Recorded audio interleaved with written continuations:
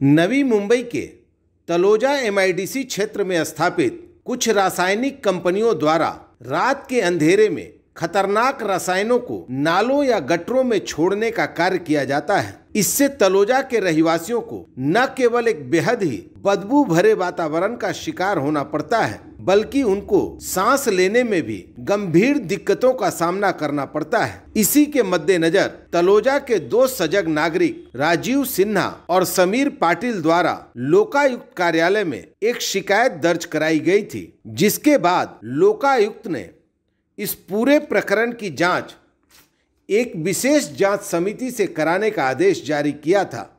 लोकायुक्त के इस आदेश के मद्देनजर महाराष्ट्र सरकार ने 5 सदस्यीय जांच समिति की स्थापना कर दी है। इसके अंतर्गत प्रदूषण विभाग से जुड़े 3 तकनीकी विशेषज्ञों को भी शामिल किया गया है।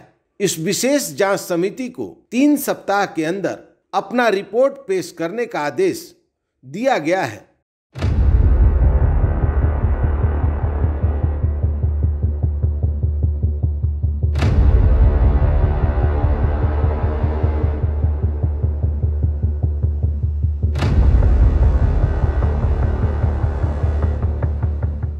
दुपारच्या 12 वाजता जर ही परिस्थिती रात्री जर इंक्रीज करतात ये लोक रात्री तर एवढा स्मेल 12 बजना है, ये कौन सा फॉग है बताइए।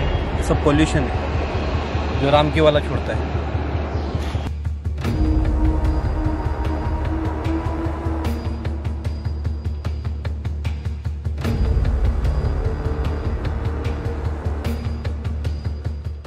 तळोजा एमआयडीसी मधील काही हानिकारक वायू प्रदूषण आणि जल प्रदूषणच्या विरोधात काही कंपन्यांच्या विरोधात आम्ही समस्त तळोजाचे शहरवासी आणि आसपासचे ग्रामस्थ एक कित्येक महिन्यापासून काम करत आहोत।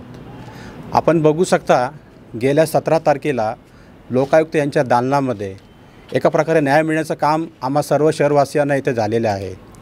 माननीय न्यायाधीशांनी 17 तारखेच्या दिवशी एक कमिटी गठीत करून सर्वांना आदेश दिले आहेत। याच्यामध्ये प्रामुख्याने रामके company, Larsen India private limited, global marine तसेच तलोजा मॅन्युफॅक्चरिंग असोसिएशन यांना नोटिसा जाहीर करून त्यांना 31 मार्च रोजी हाजीर होण्याचे आदेश दिलेले आहेत। आता दुपारचे 12 वाजले, तुम्ही हा आसपासचा परिसर बघू शकता कशा प्रकारे फॉग आणि कशा प्रकारे हे वायू प्रदूषण पसरलेले आहे।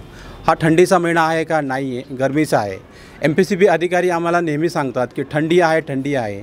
आता 12 वाजताची परिस्थिती अशी आहे, तर पहाटे 5 वाजता, 6 वाजता आणि 4 वाजताची परिस्थिती काय असेल आपण या कॅमेऱ्यामध्ये बघू शकता। या भागातील ग्रामस्थांचे आणि शहरवासियांचे आरोग्य हे भयभीत झालेले आहे। महिलांना डोकेदुखी, श्वसनाचा त्रास, तिथे ग्रामस्थांना आपलं खूप त्रास होत आहे। त्यांच्यामध्ये नपुसंकता आणि प्रीमॅच्युरिटी महिलांना अशा सुद्धा तक्रारी ग्रामस्थांच्या आल्या आहेत। आम्ही समस्त रहिवासी मागणी करतो शासनाला की या ज्या हानिकारक कंपन्या आहेत त्यांचे स्थलांतर कुठेतरी व्हावे आणि त्यांच्या जागी IT कंपनीज किंवा मॅन्युफॅक्चरिंग कंपनीज यावेत आणि स्थानिक ग्रामस्थांना रोजगार मिळावा अशी आम्ही मागणी करीत आहोत। मी इथे येऊन शिफ्ट झाले 6 महिने झाले। मला कधीही श्वासनाचा त्रास नव्हता, मला दमा होता पण एकदम माइल्ड होता।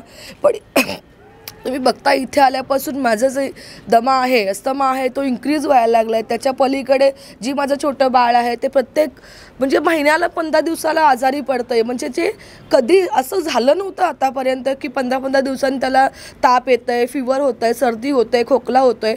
मला मायग्रेनचा त्रास नव्हता, इथे आल्यापासून मला मायग्रेनचा त्रास व्हायला लागला आहे। म्हणजे 6 महिन्यात जर इतक्या इश्यूज होतात बॉडीमध्ये, जर अगोदरपासून असतात तर काही विषय वेगळा होता, पण आता इथे आल्यापासून सुरू होतं आहे। म्हणजे हे जे प्रदूषण आहे, तुम्ही हे दुपारचे 12 वाजता जर हे असं फॉग असेल तर तुम्ही स्वतः विचार करा की आम्हाला किती त्रास होत असेल। हे किती हानिकारक आहे, हे जे प्रदूषण आहे ते मुलांसाठी किती हानिकारक असू शकतं। मुलांना अस्थमा, दमा, मायग्रेन असं या सगळ्या गोष्टी मुलांसाठी सेफ नाही आणि हा एरिया असा सेफ नाही आहे। ह्या ज्या कुठल्या केमिकल ज्या आहेत कंपन्या, त्यांना नम्र विनंती आहे हे सगळं थांबवा, कारण आम्हाला खूपच त्रास होतो याचा।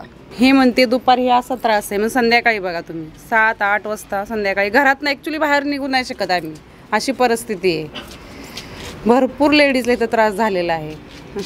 ह्याच्यावर काहीतरी उपाय काढावा ही आमची मागणी आहे। लहान मुले वगैरे संध्याकाळनं बाहेर नाही काढू शकत। 7-8 वाजल्या संध्याकाळी की सूरज झालं, खिडकी दरवाजा उघडू शकत नाही, एवढा वास भरपूर.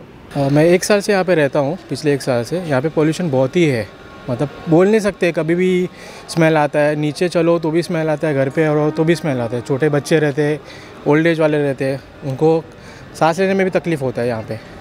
अभी क्या करें, कुछ समझ नहीं आ रहा है हम लोग को. यहाँ पे रहे कि और किधर जाए. सिडको ने दिया था, इसके लिए हम लोग यहाँ पे रहने के लिए आए EWS में, लेकिन ऐसा हो रहा है तो पता नहीं चला कि यहाँ पे रहे कि वापस चले जाए किधर और. ऐसा स्मेल किधर मैंने अभी तक लाइफ में मैंने ऑब्ज़र्व किया नहीं है. लोकायुक्त के पास हम लोग गए थे कि ये एनवायरनमेंट जो पॉल्यूशन हो रहा है इसको रोका जाए. उन्होंने एक्शन भी लिया, उन्होंने बहुत अपनी तरफ से हमारे लिए बहुत कुछ कर रहे हैं. लेकिन MPCB पहले भी फेल हुआ और MPCB अभी भी प्ले कर रहा है आदमी के लाइफ से. MPCB के जो एनवायरनमेंट का जो डिपार्टमेंट है, प्रिंसिपल सेक्रेटरी, वो भी लगता है इस खेल में शामिल है. क्योंकि जब SIT फॉर्म हो रहा है तो वो लोगों को लेना चाहिए जो आके एक्शन लें. उन लोगों को ने जो ऑलरेडी फेल हुए, अभी इस SIT में MPCB के RO और SRO हैं, वो किस काम के, जब वो पहले भी नहीं कंट्रोल कर सके थे, उनको मालूम नहीं पड़ रहा था. बोलते हैं कि हम कौन फैला रहा है, जबकि उनका कार्य क्षेत्र है. उसके बाद उनको मालूम नहीं पड़ रहा है कि कौन फैला रहा है, झूठ बोल रहे हैं.